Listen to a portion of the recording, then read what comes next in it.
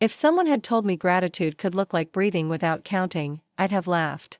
I was pressing false lashes onto a bride when my business partner texted, "Bankruptcy." My hands didn't even shake. 10 years building brush strokes, my agency, my identity, my everything, wiped out in 12 words on a screen. And still I stood there, smiling at a woman on the happiest day of her life while mine caved in behind my practiced calm. "And you look perfect," I told her, voice steady despite the free fall behind my professional mask. Tessa Monroe, master of cosmetic illusions, executing one last magic trick. The bride lit up at her reflection. "Tessa, you're a miracle worker." If only my miracle working days were officially over, according to Gavin's message, and bank called the loans, lawyers say. File Chapter 7. So sorry, Tess. The bridal suite of the Four Seasons smelled of champagne and roses, a sickening combination that suddenly made my stomach lurch. Outside the window, October sunshine drenched Seabrook Bay in golden light, mocking the darkness swelling inside me. I'd built this company from nothing at 22. And at 32, I was back to square one. My phone buzzed again with another text from Gavin. "Will you come to the goodbye party Friday? Staff deserves closure." Closure? What a damn joke. The only closure I wanted involved a bottle of tequila and my bathtub. "Is everything okay?" The bride, Emily Park, was studying me in the mirror. And just confirming another appointment, I lied, slipping my phone into my pocket. The weight of it felt like an anchor dragging me down into reality. When I left the hotel, rain had replaced the sunshine, fat drops splattering against my skin. I didn't open my umbrella. The makeup kit in my hand, the expensive one with hand-carved brushes and premium products, suddenly felt like a child's toy. Frivolous, meaningless. 5 blocks later, I was soaked through, mascara, probably raccoon smudged beneath my eyes. How fitting. The makeup artist unable to maintain her own facade. The goodbye party was set for Friday at Harborview. The upscale cocktail bar where we'd celebrated landing our first celebrity client 3 years ago. Gavin had already sent out invitations to our staff of 12, all soon to be unemployed because I'd expanded too quickly, trusted the wrong partner, taken on too much debt. My apartment felt hollow when I returned. I kicked off my shoes, leaving wet footprints on the hardwood, and poured myself 3 fingers of whiskey. The amber liquid burned my throat, but did nothing to warm the chill that had settled in my chest. On my coffee table sat the latest issue of Shine magazine with Nora Blake's face on the cover. My work, my artistry. I'd transformed her from pretty to ethereal, and the industry had noticed. Before everything fell apart, we'd been in talks to become her exclusive makeup team. Nora, with her piercing blue eyes and that little scar above her lip that she always wanted covered. I told her it gave her character. She'd laughed and said character didn't sell swimsuits. The whiskey glass trembled in my hand as I raised it and mocked toast to the magazine. "Here's to what might have been," I muttered. Friday arrived with merciless speed. I wore black.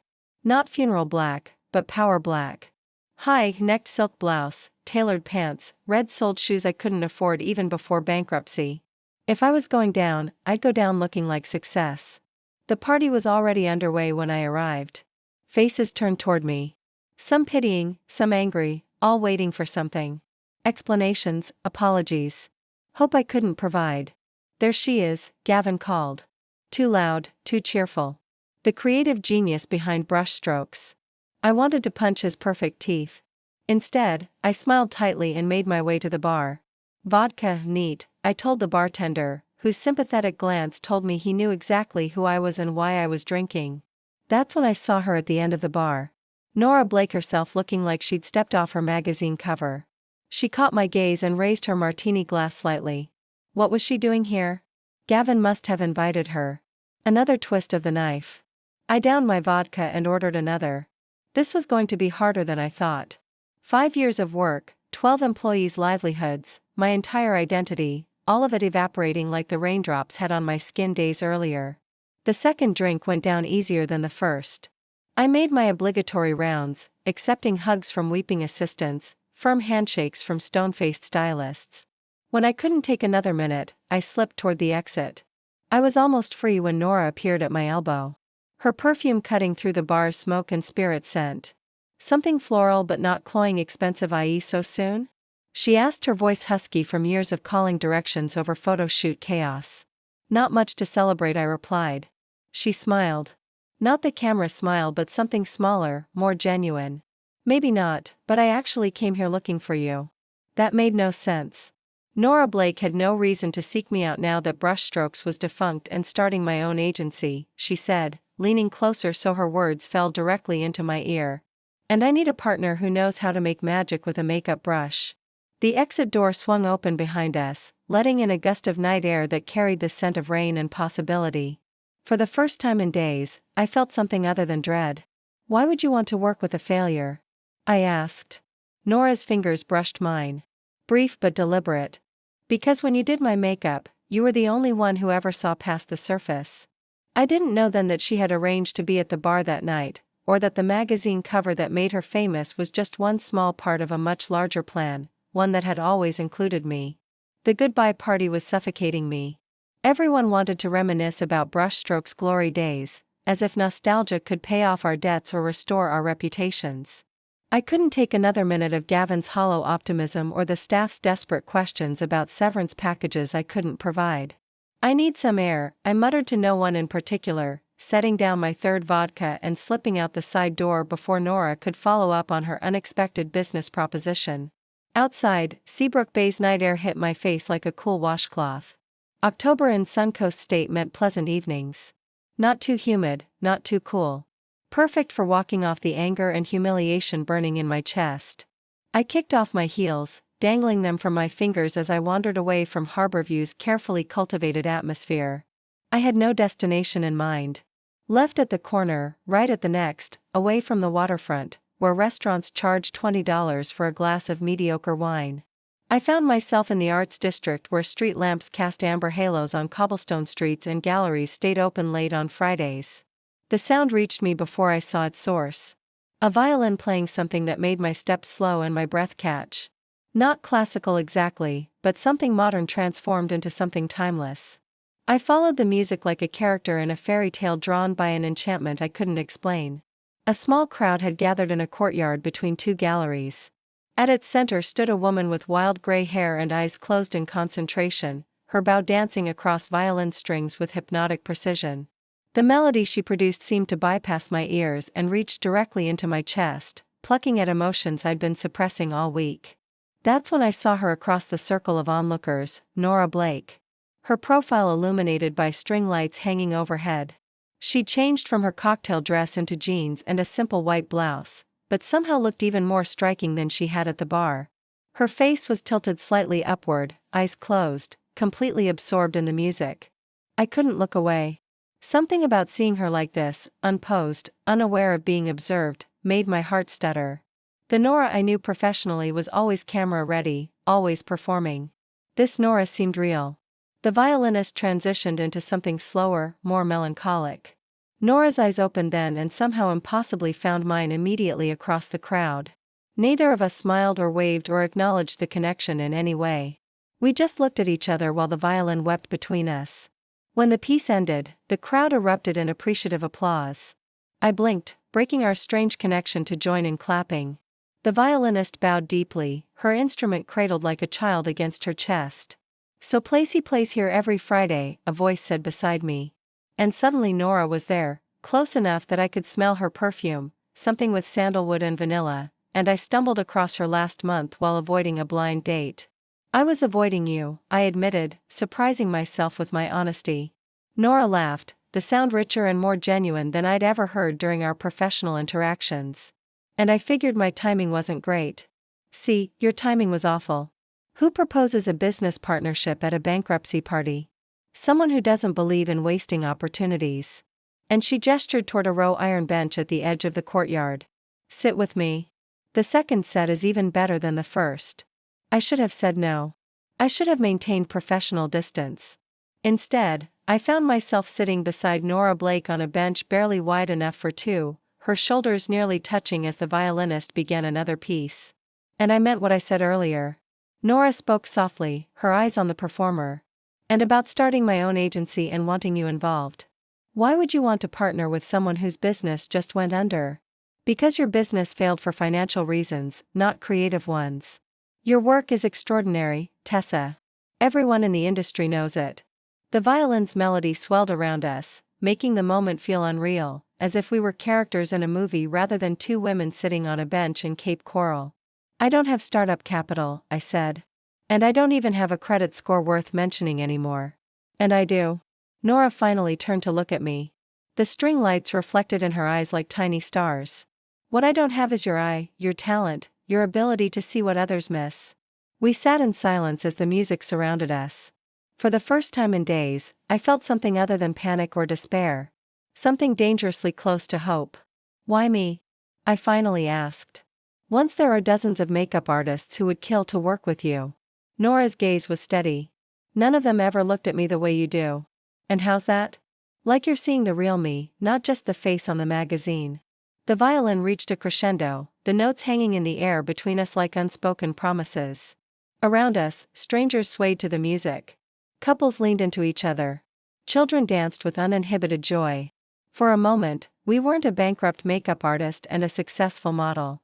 We were just two women sharing music and possibility. When the second set ended, neither of us moved immediately. The spell of the violin lingered, making the thought of returning to reality almost painful. Ain't have dinner with me tomorrow, Nora said finally. Son to me can discuss the business proposal properly. No alcohol, no bankruptcies, no interruptions. I should have said no. I had 1,000 reasons to say no. Yes, I said instead. She smiled. Not the practiced smile I'd seen in a 100 photos, but something quicker and more genuine that transformed her entire face. We parted ways at the edge of the courtyard, Nora heading toward the waterfront condos while I walked in the opposite direction. Only later, as I climbed the stairs to my apartment, did I realize I'd never asked how she'd found me after I'd left the party. It would be months before I discovered that Nora had been watching me long before I ever noticed her watching back. I'll have the Colombian roast black, Nora said to the barista before turning to me with a curious smile. What about you, Tessa?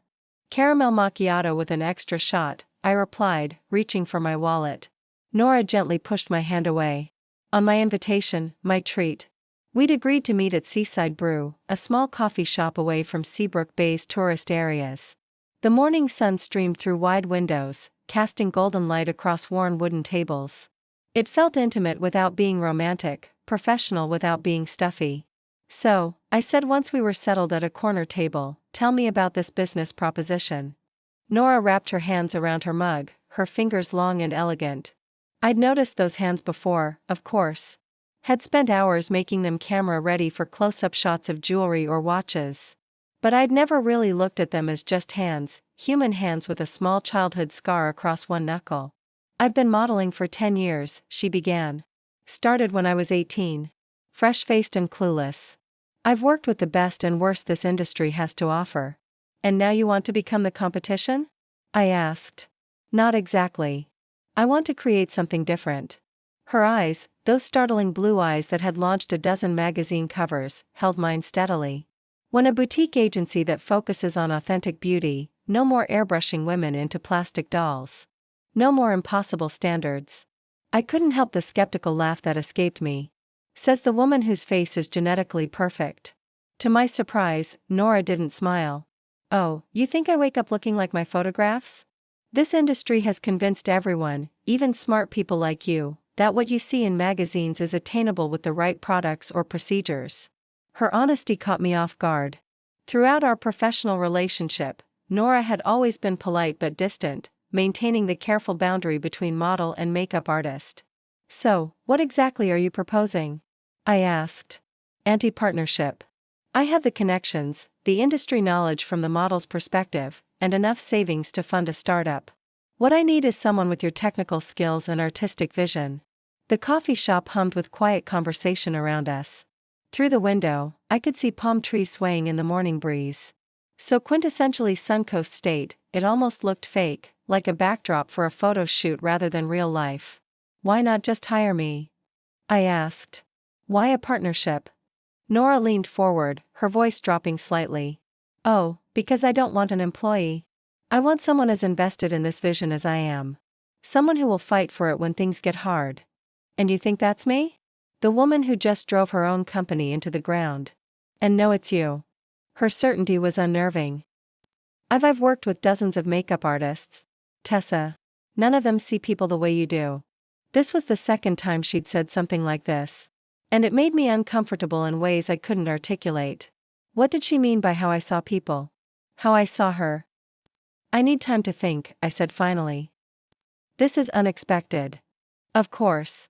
Nora reached into her bag and pulled out a business card. Not her modeling card with her agency's logo, but something simple with just her name and number. Take all the time you need. But I do have one more proposition for today. Another one. I raised an eyebrow. So I have a photo shoot tomorrow for Coastal Style magazine. Their makeup artist canceled last night. Would you be willing to step in? It pays well and there's no commitment beyond tomorrow. The timing was suspicious. Did you have something to do with their artist canceling? Nora's smile was enigmatic. Some may have mentioned that you were suddenly available. 24 hours ago, I was drowning in the failure of my business. Now I was being offered both immediate work and a potential new beginning. It felt too convenient, too perfect. What's the catch? I asked. No catch. Just an opportunity to work together in one instead of with my usual team hovering around. A test drive, if you will. I sipped my macchiato, considering what did I have to lose. My business was gone. My reputation would recover or it wouldn't, and my savings wouldn't last forever. Okay, I said. I'll do the shoot. Nora's smile widened. Perfect. 9 a.m. at Lighthouse Point. The next morning arrived with irritating brightness. I arrived at the location 30 minutes early, my kit more carefully packed than it had ever been for any celebrity client. This felt important in ways I wasn't ready to examine. The set was surprisingly small, just a photographer, his assistant, and Nora. No entourage, no agency representatives hovering nearby. Tessa. Nora approached as I set up my station. She wore a simple white robe, her face bare of makeup, hair pulled back in a loose bun. Even like this, or perhaps especially like this, she was stunning. Thank you for coming.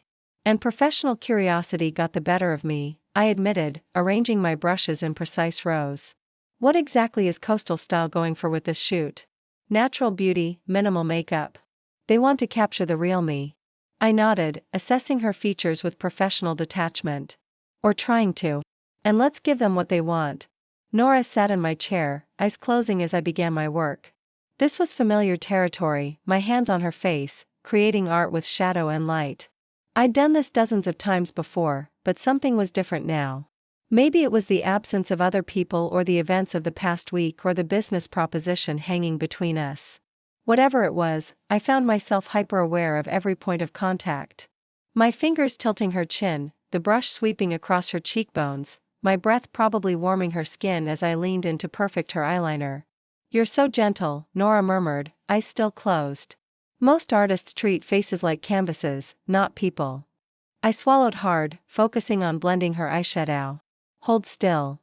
When it came time for her lipstick, a subtle rose shade perfect for the natural look. My hands weren't quite as steady as usual. Nora's eyes opened, watching me as I leaned in with the lip brush, and something electric passed between us. Perfect, I said, stepping back quickly.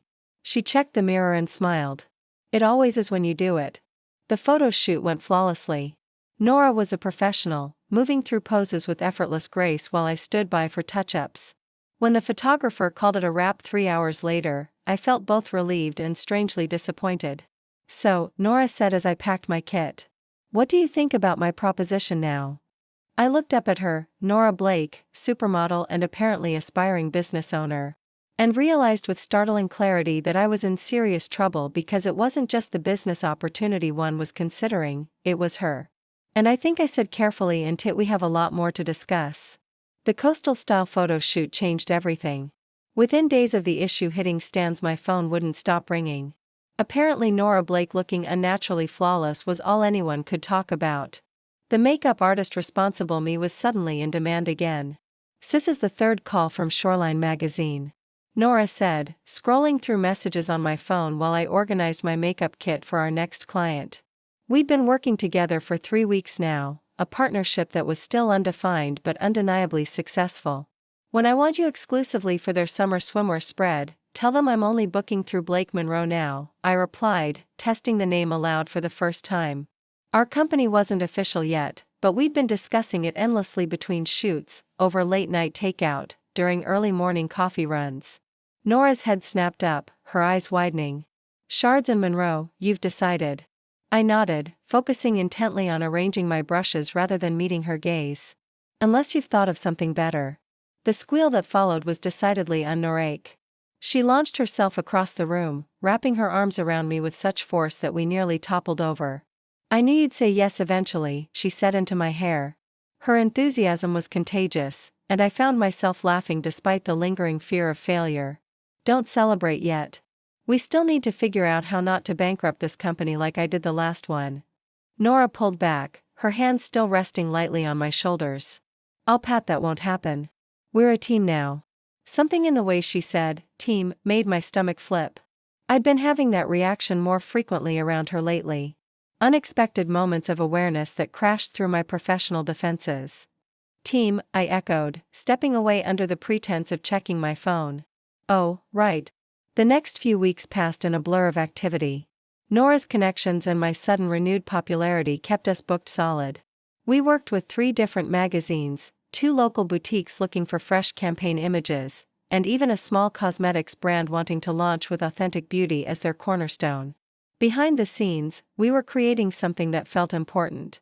Nora had secured us a small office space in downtown Seabrook Bay. Nothing fancy, but it had good natural light and enough room for a proper makeup station and photography area. What do you think? She asked, spinning in the center of the empty space. The day we signed the lease, afternoon sunlight streamed through the windows, catching in her hair like she was standing in her own personal spotlight. And I think we're either brilliant or insane, I answered honestly. Nora laughed. Probably both. Working closely with Nora revealed sides of her I'd never seen during our previous professional interactions. She was meticulous about contracts, surprisingly tech-savvy, and possessed a stubborn streak that matched my own. She also had a habit of ordering way too much food whenever we worked late, claiming she could never decide what she wanted. Thai or Italian? She asked one evening as we sorted through potential client portfolios.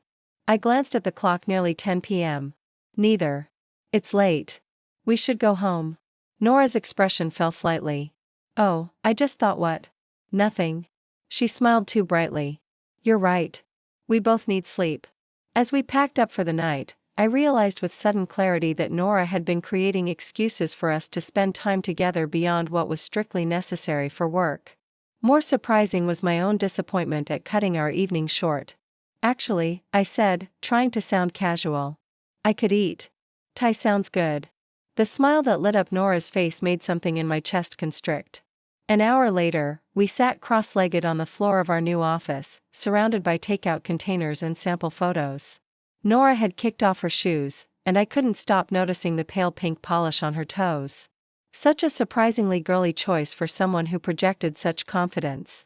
Tin shot's amazing, she said, holding up a test print from our session with Coastal Style. On, and the lighting makes her look like she's glowing from within. She is, I said without thinking. Glowing? I mean, Nora looked up, her eyes meeting mine across the scattered paperwork. Oh, what do you mean? I felt my cheeks warm. Just, you have this quality.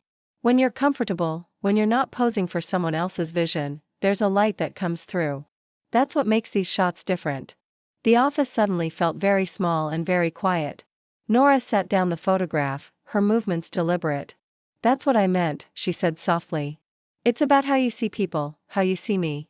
Rain began pattering against the windows, a sudden Suncoast State shower breaking the tension. It's pouring, I said, standing abruptly. And we should probably head out before it gets worse. Nora followed me to the door, both of us gathering our things in silence, charged with words unsaid. Outside, the rain had indeed become a downpour, turning the street into a shimmering mirror of city lights. Sadai didn't bring an umbrella, Nora said. And I have one. I pulled the compact umbrella from my bag. Small, but it'll do. We huddled together beneath it. The narrow canopy forcing us closer than was strictly comfortable. Water splashed around our feet as we navigated puddles. Nora's arm looped through mine for stability on her heat boots. At the corner where we would part ways, her to the high-rise apartment near the water. Me to my more modest place 10 blocks inland. We paused. Rain drummed against the umbrella, cascading around us like a curtain separating our small, dry space from the rest of the world. Tessa, Nora said, her face inches from mine in our shared shelter. I knew what was happening. I knew I should step back, maintain professionalism, protect our business relationship. Instead, I stood frozen as Nora's hand came up to gently touch my cheek. Her eyes asking a question I wasn't ready to answer. The kiss, when it came, was soft and tentative. Nothing like the confident Nora I thought I knew. She tasted like Thai spices and possibility. And for a moment, I forgot everything. The rain, our business, my fears, and kissed her back. When we broke apart, reality came rushing back. Nora, we can't. The business that I know, she said, stepping back slightly within our small shelter. But I've wanted to do that since the first time you did my makeup. The rain continued falling around us, creating a moment suspended in time. I had no idea what to say, how to process the line we just crossed. Think about it, Nora said finally. That's all I ask. Then she was gone, stepping out from under the umbrella and hurrying toward her building, leaving me standing alone in the rain that suddenly felt much colder. The morning after our rain-soaked kiss, I did something cowardly. I suggested we hire another makeup artist for Nora's upcoming shoots. The excuse I gave was logical enough. As co-owners of a growing business, we couldn't afford to have me spending all my time on just one model, even if she was Nora Blake. Tori Chen is excellent, I said, keeping my eyes fixed on my laptop screen as Nora stood in the doorway of our office. She trained under me at brushstrokes and has a great touch for natural looks. Nora's silence lasted long enough that I finally had to look up. Her expression was carefully neutral, but something in her eyes had shuddered. If you think that's best for the business, she said finally, then I do. Neither of us mentioned the kiss. Neither of us had to. The next 2 weeks were an exercise in polite professionalism. We focused entirely on building Blake Monroe, speaking only about clients, contracts, and schedules. When we had to be in the same room, we maintained careful distance. No late dinners, no shared confidences, no moments alone. It was working sort of until the text message arrived. Well, this is interesting, Nora said during our morning meeting, frowning at her phone. What? Adrian is back in town. She said it casually, but something in her tone made me look up sharply. Adrian, my ex. He's a photographer. Actually, he's in Seabrook Bay for the Seaview Hotel campaign and wants to know if I'd consider modeling for it. She kept her eyes on her phone. Says he's always regretted how things ended between us. Something cold and unpleasant settled in my stomach. Are you going to do it? Nora looked up then, her gaze unreadable. It's good money and excellent exposure for the agency.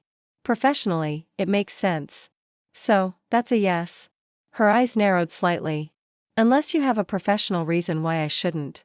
The emphasis on a professional wasn't lost on me. I swallowed hard, pushing down the entirely unprofessional feelings churning inside me. And no professional reason at all, I replied, matching her tone. I'll have Kara block out time for your prep. 2 days later, I found myself lurking at the back of the Sue Hotel's beachfront property, watching Nora pose for her ex-boyfriend's camera. I told myself I was there to supervise Kara's work. But that was a transparent lie, even to myself. Adrian Wolfe was exactly what I'd expected. Tall, conventionally handsome, with the easy confidence of someone who'd never doubted his place in the world.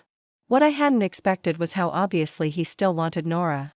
And turn toward the light, Nora, he directed, using the nickname with familiar affection. White perfect. You haven't lost a step. Nora was radiant in a flowing white dress that caught the breeze off the Gulf. Her hair styled in loose waves that made her look like she'd just emerged from the sea.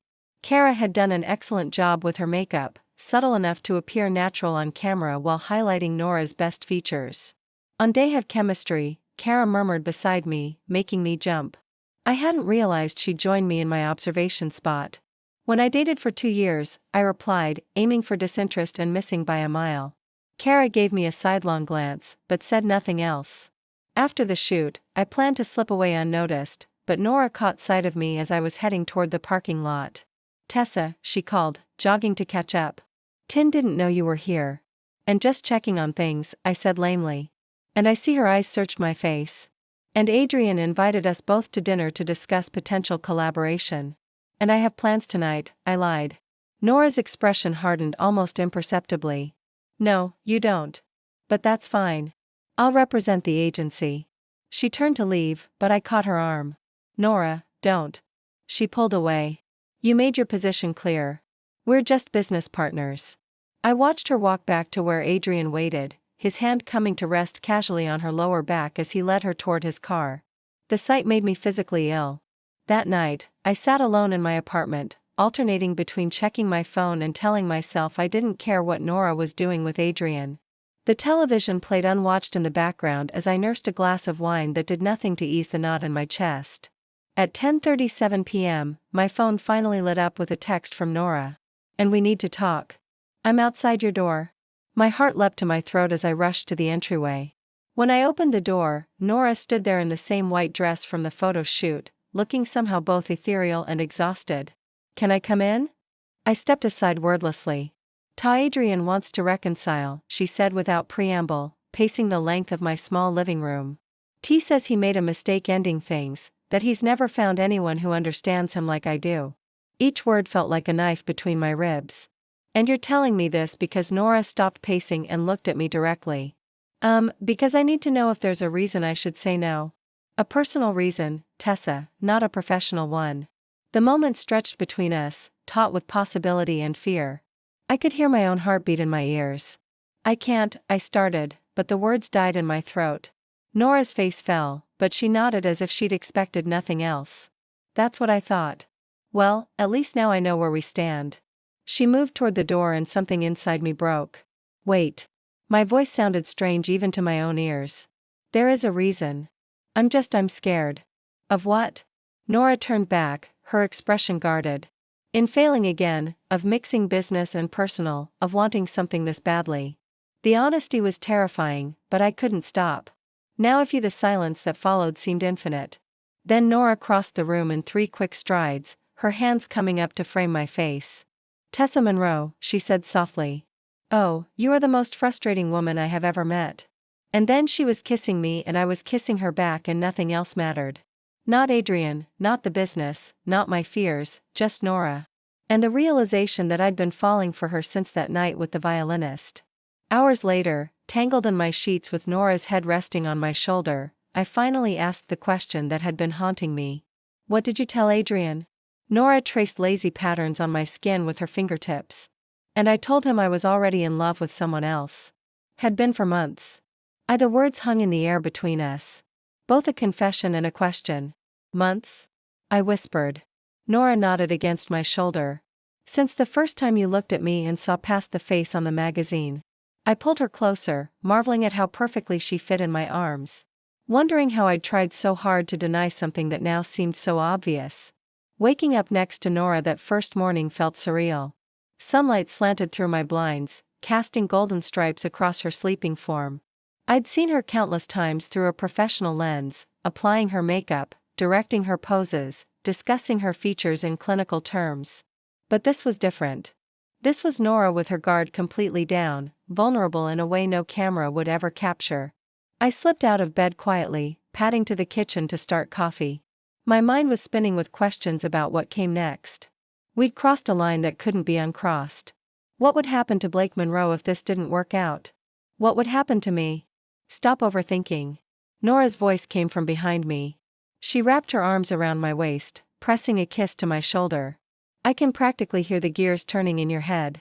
I leaned back into her embrace before I could stop myself.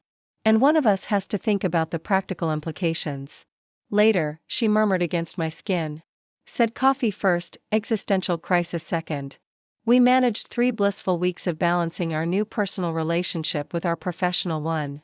During work hours, we maintained appropriate boundaries, no lingering touches, no private jokes, nothing that would make our staff uncomfortable. After hours was a different story entirely. Then the New York offer arrived. Pristine Cosmetics wants me as their creative director, I told Nora over dinner at my apartment. Then full creative control of their rebranding, complete with my own team and a budget that makes brush strokes look like a lemonade stand. Nora set down her fork carefully. Sunny in New York. And New York, I confirmed. The silence stretched between us, heavy with implication. That's an amazing opportunity, Nora said finally, her voice carefully controlled. When would you start? Then say want an answer within the week and for me to relocate next month. I watched her face trying to read her thoughts on I haven't decided anything yet. Nora nodded, pushing food around her plate. Aunt, you should take it. Just like that. What else would you do? It's perfect for you. The exposure alone would cement your reputation as one of the top makeup artists in the country. I frowned at her matter-of-fact tone. What about Blake Monroe? The business will be fine. We'll hire someone to replace you creatively. It went to replace me. I repeated the words slowly. And what about us? Nora finally looked up, her expression unreadable. And we're both adults, Tessa. We knew what we were getting into. Something cold settled in my stomach. I'd expected resistance, sadness, maybe even anger, not this calm acceptance. So that's it. I go to New York, you stay here, and whatever this is between us just ends. Didn't say that, Nora replied, frustration finally cracking her composed facade. Ow. I'm not going to be the reason you turn down the opportunity of a lifetime. Shouldn't that be my decision? Yes, and you should make it based on what's best for your career. She reached across the table to take my hand. And I've seen what happens when people give up their dreams for relationships. It breeds resentment. I pulled my hand away, anger flaring. Don't patronize me, Nora. I'm not some naive girl who needs protecting from her own decisions. That's not what I meant. Fun, what did you mean? Because from where I'm sitting, it sounds like you're giving me an easy out. Nora stood abruptly, carrying her plate to the sink. Take the job, Tessa. You'll regret it if you don't. We didn't speak much for the rest of the evening, and she left earlier than usual, claiming an early photo shoot the next day. I spent hours staring at the ceiling, replaying the conversation, and wondering if I'd misread everything about our relationship. The next few days passed in a haze of strained politeness at work and sleepless nights at home. I drafted acceptance emails to Pristine Cosmetics a dozen times only to delete them unsent. Nora maintained her position that I should take the job, growing more distant with each passing day. On Friday evening, I found myself walking along Seabrook Bay's beach, watching the sunset paint the Gulf of Mexico in shades of orange and pink. The beauty felt almost offensive given the turmoil in my heart. I thought I'd find you here, a familiar voice said. I turned to see Nora approaching across the sand, shoes in hand. She looked as tired as I felt. How did you know? I asked. And you always come to the water when you're trying to make a decision. She stopped beside me, gazing out at the horizon. Have you given Christine your answer? Not yet, I kicked at the sand. And keep thinking about what I'm leaving behind. Nora was quiet for a long moment before speaking. I'm scared, she admitted. Finally, the simple confession caught me off guard. You've been pushing me to go. And because I don't want to be selfish, she turned to face me, vulnerability naked in her expression. And I don't want to be the reason you stay and then resent me for it later. That's not giving me much credit. I stepped closer to her. What if I want to stay? What if building something here with you is more important to me than New York? Is it? The question hung between us, carried on the salt breeze. In that moment, looking at Nora with the setting sun gilding her profile, I knew my answer with absolute certainty. Yes, I said simply. It is. Nora's expression shifted from surprise to cautious hope. Tessa, and I've spent my whole life chasing professional validation, I continued. Brushstrokes was supposed to be my crowning achievement. And when it failed, I thought I'd lost everything. But then you showed up with your violin player and your business proposition and your way of seeing straight through me. I took her hands in mine, sand gritty, between our palms. So I don't want to go to New York. I want to build Blake Monroe into something amazing right here with you. Nora's eyes shimmered with unshed tears. Are you sure? Really sure? I never been more certain of anything. I replied and realized it was true. She pulled me into her arms then and we stood together as the sun sank below the horizon, painting the world in deep blues and purples. I knew there would be challenges ahead. Balancing our personal and professional lives wouldn't be easy. But in that moment, I was at peace with my choice. I love you, Nora whispered against my hair. The words flowed back easily, naturally, as if I'd been saying them forever. I love you, too. For months after turning down the New York opportunity, I found myself in a position I never expected, standing behind the camera instead of behind a makeup brush. Nora was showing me how to direct a photo shoot, her patience endless as I fumbled with lighting terms and composition concepts. And a little to the left, I instructed our model, a freckled redhead with striking green eyes, and chin down slightly. Perfect. Nora stood beside me, close enough that I could feel her warmth, but far enough that it appeared professionally appropriate to anyone watching. We'd become experts at this dance, maintaining boundaries during work hours while privately building a relationship that deepened by the day. "You're a natural," Nora whispered, her breath tickling my ear. I snorted softly, "Hardly. But I'm learning." Blake Monroe had evolved beyond our initial vision. What started as a boutique agency now occupied a full floor in downtown Seabrook Bay with a staff of 8 and a client list that included names I once thought were far beyond my reach. Turning down Pristine Cosmetics had ironically raised my profile in the industry. Apparently saying no to the right people could be as powerful as saying yes. After the shoot wrapped, Nora and I reviewed the images together in our private office. This had become our ritual. Doors closed, photos spread across the large light table.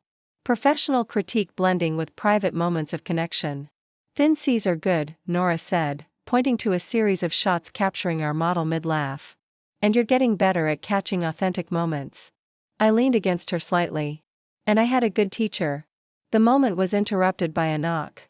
Kara, now our head makeup artist, poked her head in without waiting for a response. "Sorry to interrupt, but you should see this." She placed a copy of Industry Insider magazine on the table between us.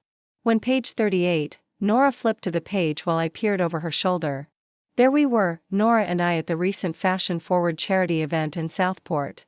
The photo captured us in a private moment. Nora whispering something in my ear, my head thrown back in laughter, her hand resting just a bit too intimately on my waist. The caption read, "To model turned entrepreneur Nora Blake shares a close moment with business partner Tessa Monroe at Southport's Fashion Forward Gala." Industry insiders speculate their partnership extends beyond the professional. Blake Monroe Agency declined to comment. My stomach dropped. "How did this Adrian?" Nora said flatly. "SUS has his vindictive fingerprints all over it."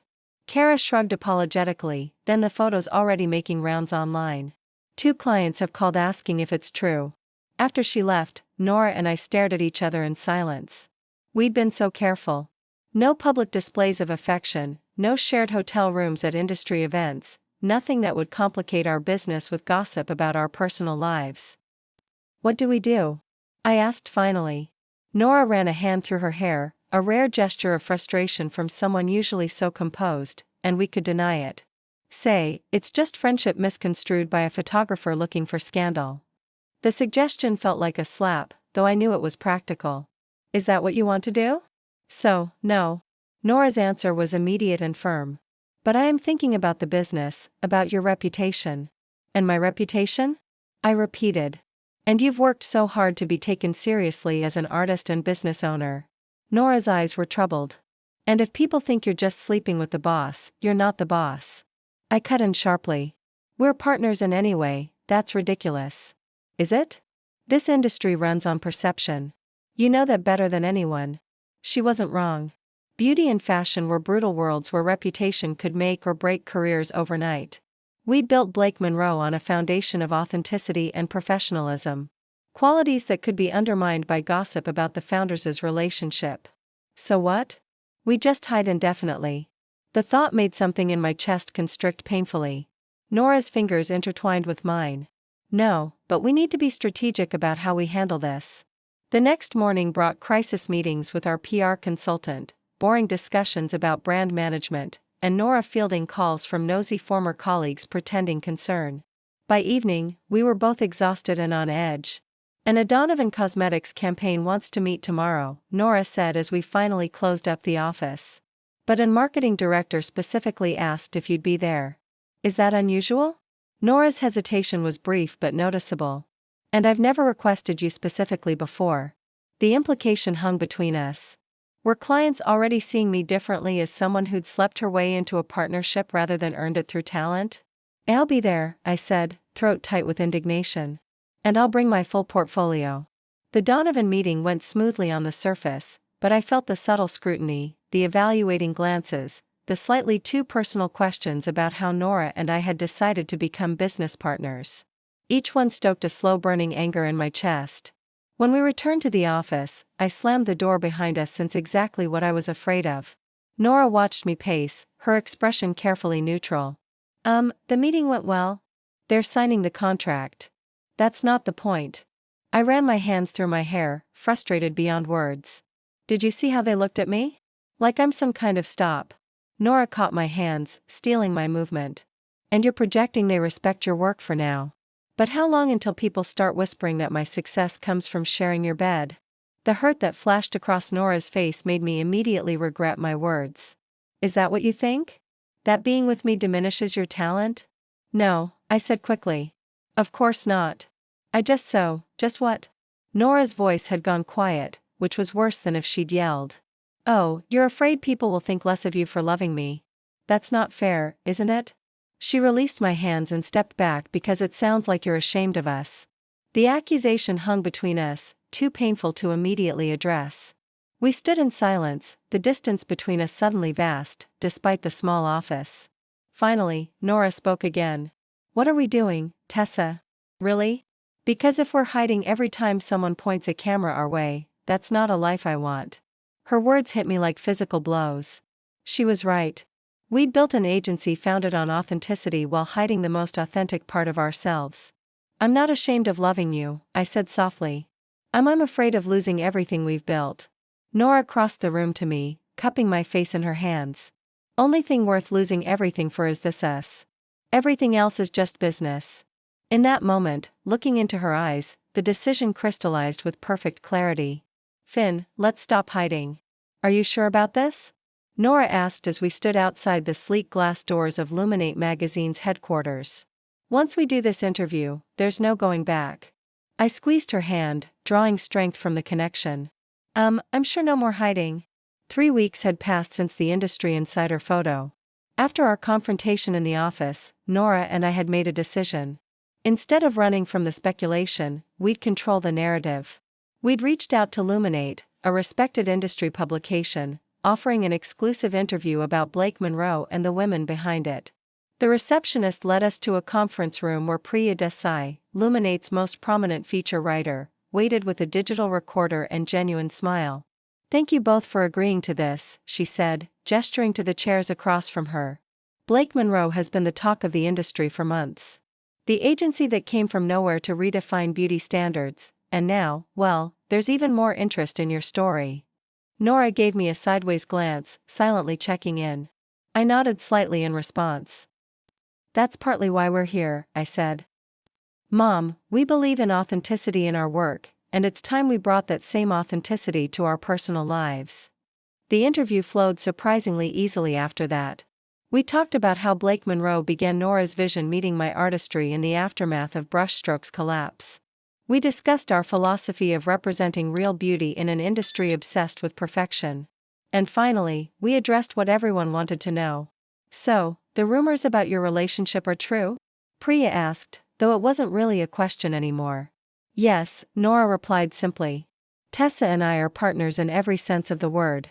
The article hit stands 2 weeks later with us on the cover. A professional photo of Nora and me in our studio standing back to back, my hand reaching back to hold hers.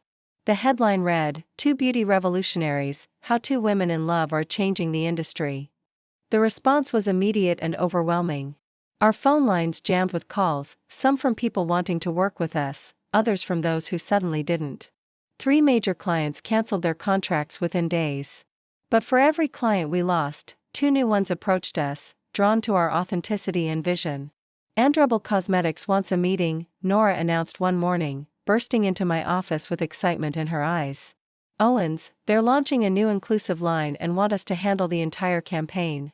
I looked up from my sketches, heart swelling at her enthusiasm. That's huge, Nora. And it gets better. She perched on the edge of my desk, vibrating with energy. Then they specifically asked for us because of the Luminate article. Their exact words were, we want to work with people as authentic as our brand aims to be. The Rebel campaign became our turning point. With their substantial budget and complete creative freedom, we created something revolutionary, a cosmetics campaign featuring models of all ages, sizes, colors, and gender expressions. Behind the scenes, Nora and I worked in perfect harmony.